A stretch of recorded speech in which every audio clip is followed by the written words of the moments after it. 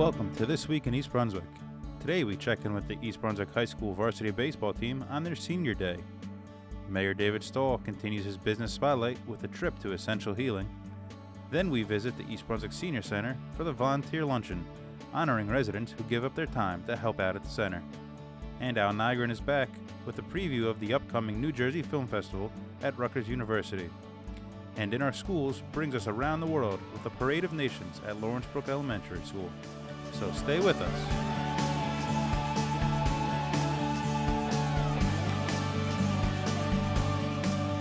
The East Brunswick Bears varsity baseball team recently recognized and celebrated their graduating seniors with Senior Day during a matchup against Spotswood.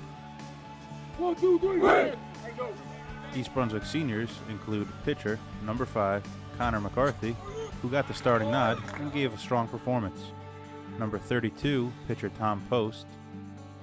Number 1, Anthony Quagliano. Number 12, Thomas Kraft. And number 25, Tyler Catarino. The Bears fought all game to send it into extra innings, and after giving up 2 runs in the top of the 8th, they scored 2 of their own to tie it before winning it in the bottom of the 9th. And it was only fitting that on Senior Day, senior Tyler Catarino was the hero, driving in the game-winning run in the 9th. Here are some highlights from the game.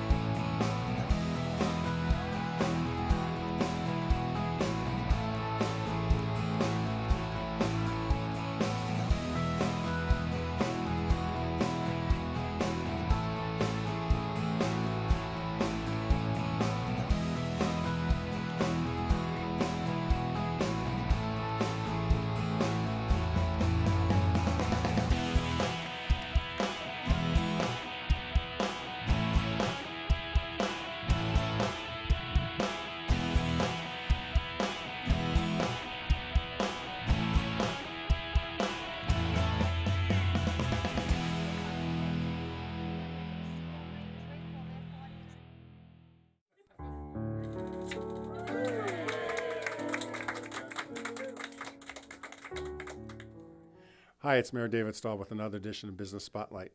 I'm at the Essential Healing Massage and Wellness Center where we're having a grand opening ribbon cutting ceremony. I'm joined with Tara Pasillo, the owner of the facility. It's great to be out here today. Thank you, Mayor Stahl, and thank you for joining us today. It's my pleasure on behalf of the community to welcome you. I know you've been in an opening. Today's the formal grand opening. Well, just tell us a little bit about your business.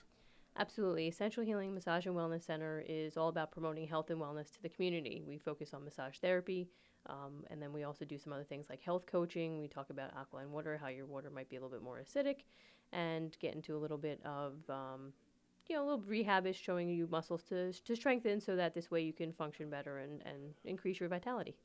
You talk about massage therapy. I assume there's different types of therapy? Absolutely. Swedish, deep tissue, prenatal, chair massage, hot stone. Those are the 5 in which we focus on predominantly. And what's the main difference between those different 5? Swedish is used for relaxation purposes. Deep tissue is a little bit more when you have like a sore neck or a kink, it needs to be worked out a little bit more. Prenatal is for those women who are pregnant. Hot stone is also used for relaxation where the stones are used as opposed to just the massage therapist's hands. And chair massage is used good for corporations, good for parties, gives people an intro and a taste into what massage therapy is all about. And we know that couples like to do massage therapy at the same time. Are you able to accommodate them? Yes, I am. Absolutely. Valentine's Day is a big one for that, and that we do. And I'll assume when you talk about Valentine's Day, it's always a great gift from one spouse to the next? Absolutely. Gift certificates are available. Mother's Day, Father's Day, Valentine's Day, anniversaries. It makes for... Almost any day is a good day, right? Absolutely. Every day is a massage day. What do you find is the most popular of those 5 types of massages? My style usually kind of is a eclectic version of deep tissue and Swedish. So I would say Swedish generally tends to be the most popular just because it's relaxation. But because of my style, I tend to use deep tissue when needed. And what's your background in terms of the massage therapy? I've been a massage therapist since June of 2003. Graduated from Somerset School of Massage Therapy when it was located in Piscataway, New Jersey. And I've done many different charity events, National Cancer Survivor Day up in Belleville. I also did the home edition, Extreme Makeover Home Edition when it was in Irvington. And ARC, I've helped them out as well. And what was your reason for moving into East Brunswick? The beautiful location, actually. I've been on the quest now for a while to look for a beautiful space, and I found one that accommodates. It's on the lower level. It has a nice serenic outside, so hopefully we'll start doing some meditation groups and maybe some yoga groups outside. And that was my motivation in moving to East Brunswick. It just worked. Besides the massage therapy, what else would you offer? Here we offer a health coaching, nutritional supplements, homeopathic remedies, things that are natural and will help improve overall wellness. Give me an example of what a homeopathic remedy is. One that's most popular in particular is our sinus alia, actually, which is really good to help open up the sinuses, help to alleviate any congestion, and even colds in some cases will help to respond by homeopathic remedies. I'm sure during this heavy allergy season that's been quite popular to help the residents. Yes, absolutely. Definitely. And what would you say is the distinguishing factor between your facility and others that offers the same type of massage therapies? A lot of it boils down to the quality of service that you receive when you come to a place like mine. And I make sure that I take care of all my customers and provide them with the best possible service that I can. I think that's the key to any small business is the knowledge that the consumer or the patient is knowing that they're getting the best treatment possible. Absolutely. Customer service is incredibly important for a small business, and especially when you come to Essential Healing, I'm going to impart with you some education that will help you to improve your overall wellness. So, for example, if you're coming in with neck pain and I notice some things and some stretches that I can advise you to do while you're home to keep you healthy, you're definitely going to know about it before you leave at the end of your session. Well, I guess that is a distinguishing mark again between just a massage place and the massage and wellnesses that you offer here. Yes, absolutely. Well, let's get the address. 196 Riva Avenue. And for those that want to engage you in your services, what days are you open and what's the best way to get hold of you? I'm open by appointment Tuesday through Saturday, and to reach me on the telephone is one way, or on the website I have an online scheduling system, so you can book an appointment straight online. Well, it's been a pleasure speaking with you, Tara. I wish you all the best, and it's been my honor to be here as we celebrate your grand opening and the ribbon cutting. Again, as we like to say, shop East Brunswick or get your massage therapy right here in East Brunswick at the Essential Healing Massage and Wellness Center. Again, thanks for watching.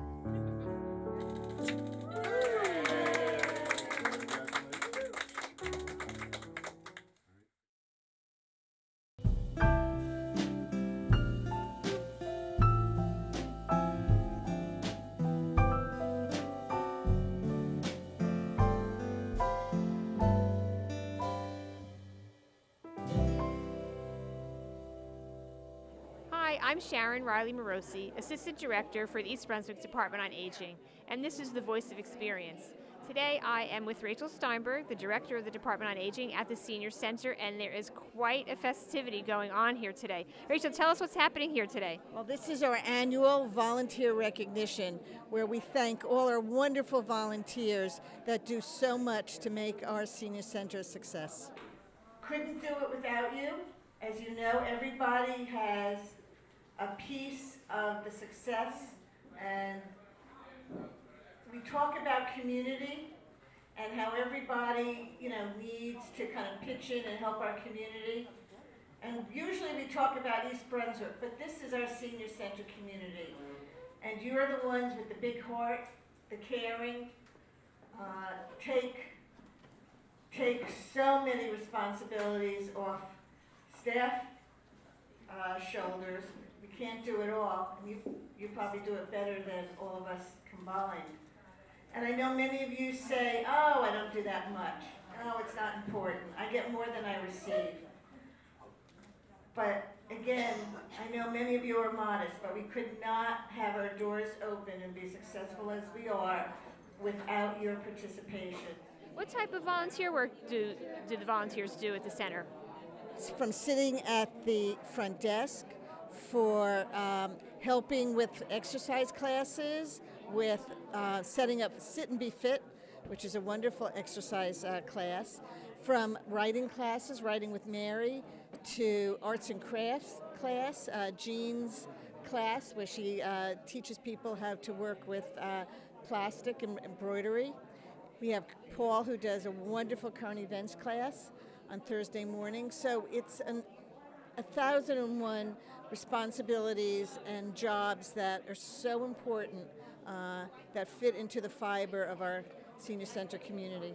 I have heard about income tax assistance and SHIP programs, that type of thing. Yes. Our wonderful AARP volunteers are just sitting over to our left, and they worked very, very hard starting in February all the way to the Friday before April 15th. And they will see East Brunswick residents and help them with their taxes. And they've been doing this for way over 35 years. So we're really thrilled to have them. I have seen evidence of a lot of talented people. Can you tell us about the craft things that are available here at the center? Absolutely. We have very talented men and women that knit, crochet, paint, and they do have their wares outside. If you come to the senior center, we have beautiful showcases that showcase their work. And it is they are for sale. We have jewelry, we have knitted blankets, we have scarves, you name it, we have it. And the money goes to support the Friends of the Senior Center. So if you need a baby gift, a birthday gift, Easter gift, we have a lot of themed gifts as well, pillows, hats, and it's just a wonderful array of very, very handmade, beautiful, almost heirloom. Well, some of them are heirloom pieces. How about, are there volunteer opportunities outside of the senior center? The one biggie that we have is our senior meals volunteers, where we need volunteers to deliver meals to our homebound seniors. We have 3 routes. We need at least, usually we have 2 people per each route. So if you're interested in volunteering, it only takes about an hour and a half, and we'll explain everything to you, and it's just a wonderful opportunity to help your neighbors. Some of our seniors here today just came from the high school, where they participated in the weddings that they do at the end of the year, which is part of the sociology curriculum. So that's another wonderful intergenerational program that we have. So again, come to the Senior Center.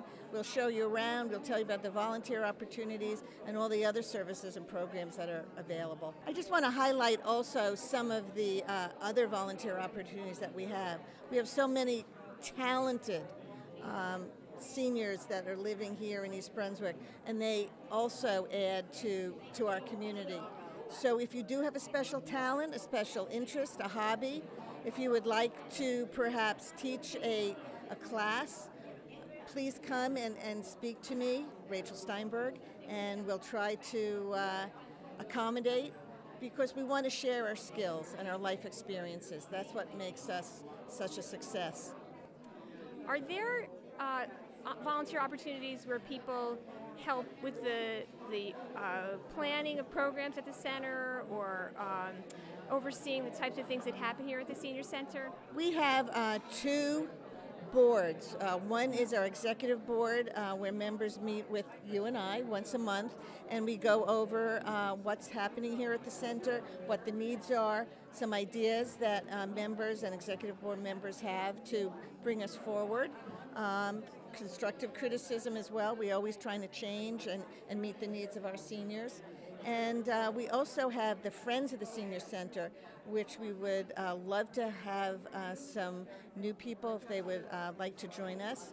And this is our fundraising group. So if you have some good ideas, please let me know, and I'll point you in the right direction. And be a part of us. Be part of the solution, not the problem. There's a lot of things we want to do, but we need you. We need all of you. So I know many of you have a lot of talents and ideas, so don't be shy. Come on down. Thank you, Rachel. Certainly volunteer work makes people feel a part of the community. Meaningful, purposeful work to do. Thank you for that, for providing that opportunity. If you would like more information about programs and services available through the East Brunswick Department on Aging, then please call us at 732-390-6896. And please remember, East Brunswick Department on Aging is here to help you and yours age successfully.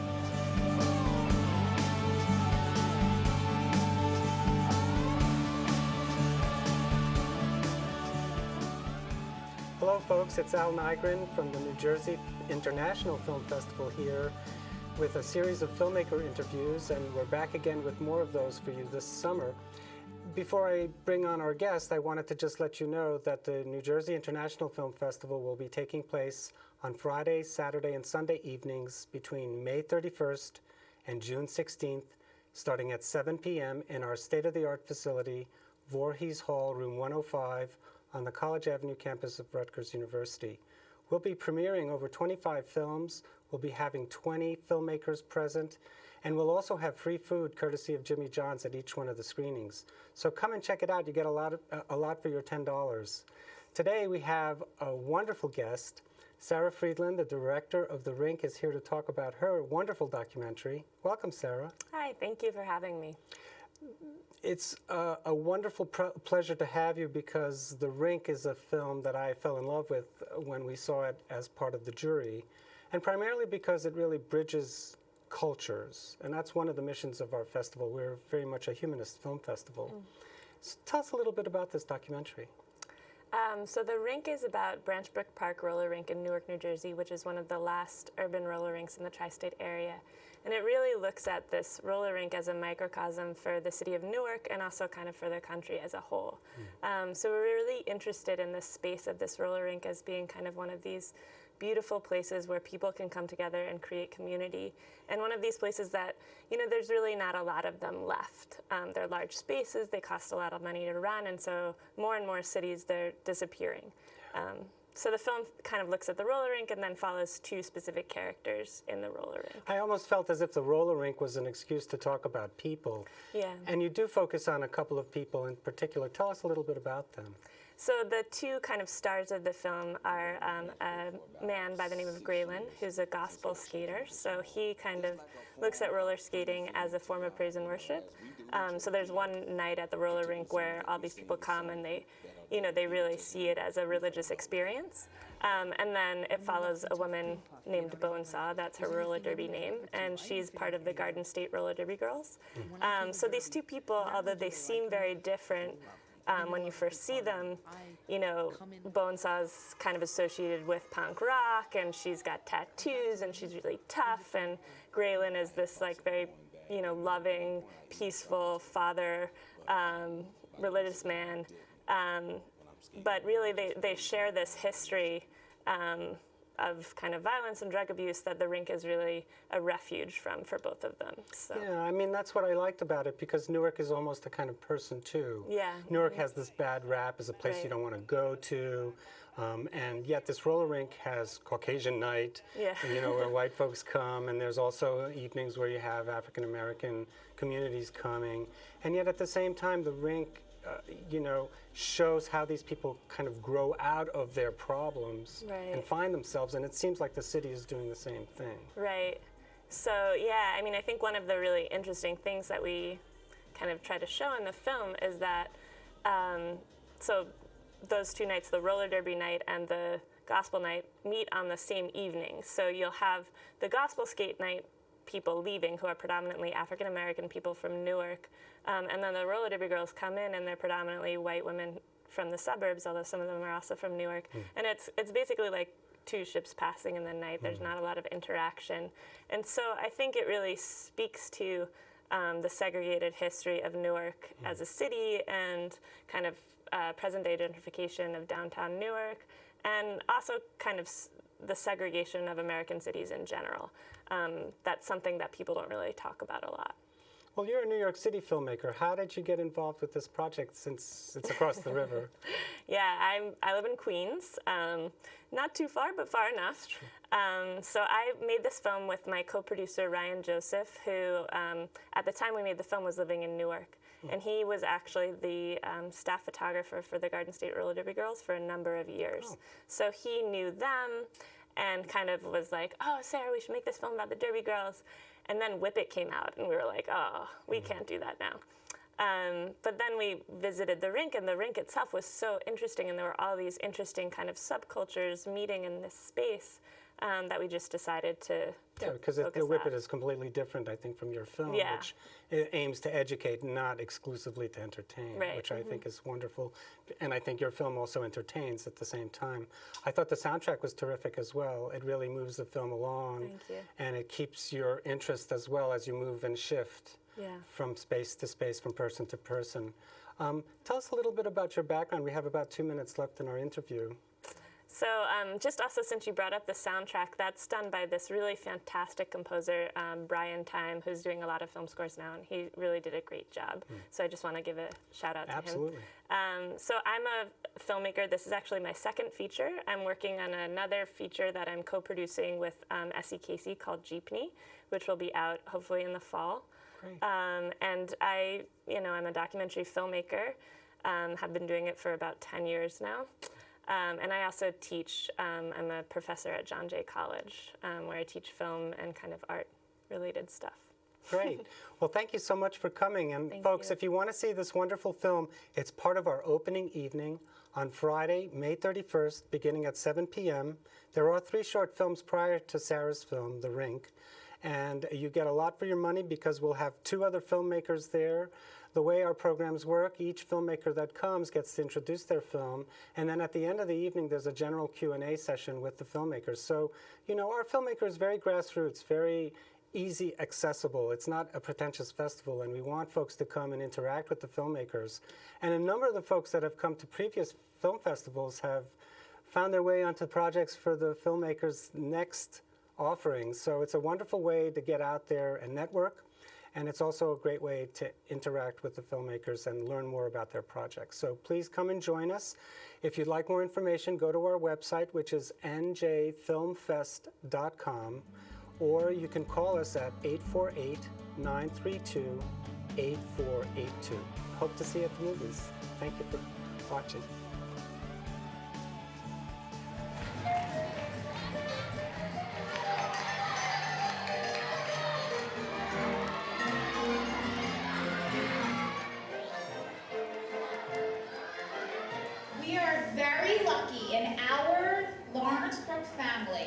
To have a cultural parade. We are also very lucky in this school we have such diversity and love.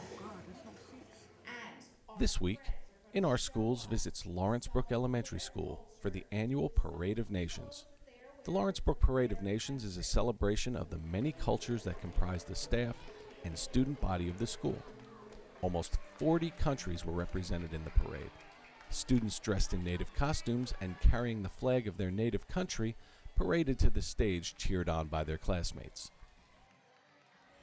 So, it's that time of year again. We're here at Lawrence Brook, where today is the day to celebrate their diversity. It's the Multicultural Fair Day. You're doing things a little bit differently this year. This is Rima Cowell, who is a member of the PTA, and she was the chair, or is the chair, for this event. Right. So tell us a little bit about what is going to go on.